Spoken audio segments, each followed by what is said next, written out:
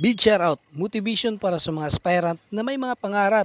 Big shoutout sa inyo mga buddy. At sa lahat ng mga aspirant na kailangan bigyan ng lakas sa sarili para ipagpatuloy ang kanilang mga pangarap dito abroad sa South Korea.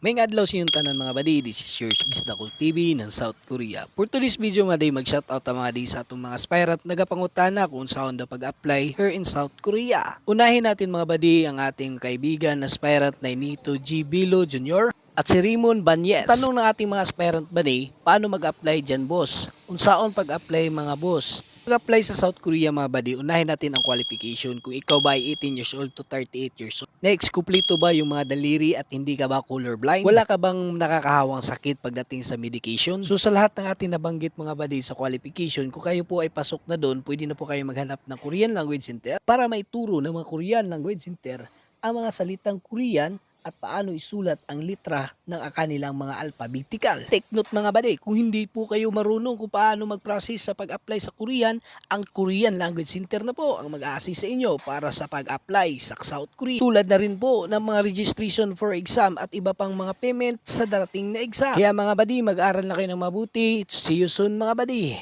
Next big shoutout kay G. Mira mga buddy. So ang tanong niya buddy, saan pwede maka-apply sir? At sa isa nating aspirant si Elton G. Balani Ganza.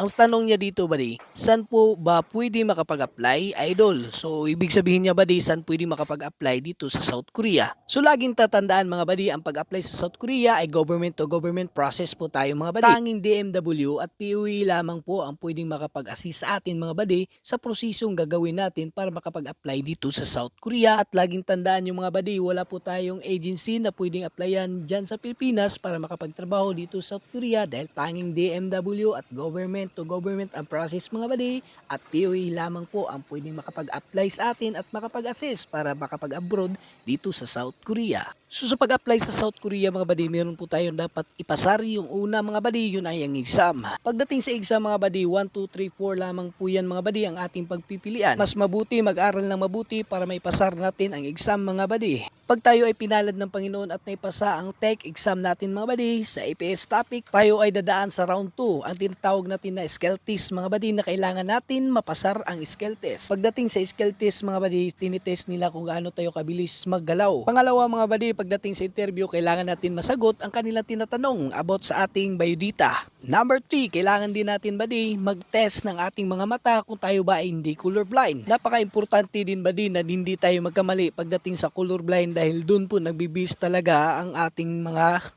professor na mga Korean. Don't worry mga buddy pagdating sa skill test dito sa Korean. Dahil ang mga Korean professor mga buddy, pagdating sa interview, scripted na po yan mga buddy. Magbibigay sila mga buddy ng pointers dun sa papers na kailangan lang natin i-memorize. Kung ano po yung scripted na ibinigay na papers mga buddy, yun na po ang lalabas sa interview. So kaya hindi na po tayo mag-worry mga buddy. So kailangan na lang dun mga buddy, i-memorize natin ang lahat ng nandun. Tulad na lang mga buddy ng introduce yourself, tatanungin ka about sa company, tatanungin ka mga buddy about sa command, tatanungin ka about sa oras at araw. Pero di kayo mabalakan yan mga buddy dahil kung kayo ay nag-aaral sa mga Korean Language Center, sila na po ang may bibigay sa inyo ng practice kung paano mag-interview ang Korean sa inyong harapan. So ang mga Korean Language Center ng mga buddy, yung inaaralan nyo ng eskwelahan ang magtuturo sa inyo kung paano preparation pagdating sa skill test. At sa mga paaralan mga buddy na inyong ininrolan, dyan na po kayo magpa-practice pagdating sa skill test at iba pang activity tulad ng mga hang item, pinboard at iba pa mga buddy. So pangatlong mga buddy, kailangan natin i-kondisyon ang ating katawan para pagdating sa medication ay maging fit to work ang ating kalusugan mga buddy. Dahil lagi nyo tatandaan buddy na ang medication sa Pilipinas ay pagdating nyo dito sa South Korea ay meron po tayong pangalawang medication dito sa